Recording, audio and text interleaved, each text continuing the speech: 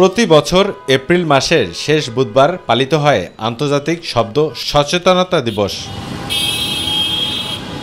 পরিবেশ অধিদপ্তর বলছে, যুক্তরাষ্ট্রভিত্তিক সংস্থা centre for hearing and communication 1996 সাল থেকে উচ্চ শব্দ নিয়ে বৈশ্বিক প্রচারণা শুরু করে।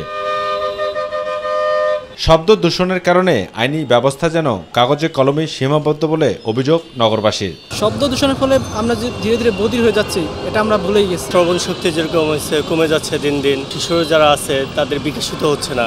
কোনো একটা লোক অন্যদিকে তাকায় যাচ্ছে, তার দৃষ্টি আকর্ষণ করার জন্য হর্নটা দেওয়া। তবে ঢাকা বিশ্ববিদ্যালয়ের ভূগোল ও পরিবেশ বিশেষজ্ঞ তুলে ধরেন উচ্চমাত্রার হর্নের শব্দের ক্ষতির দিক।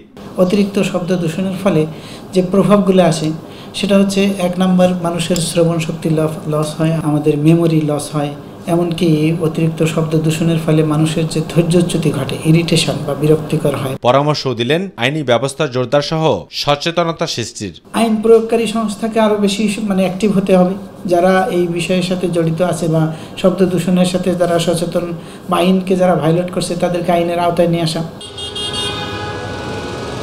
শব্দ দূষণের এমন সাইনবোর্ড রাজধানী নগর জুড়ে দেয়া থাকলেও তা কাজের কাজ কিছুই হচ্ছে না।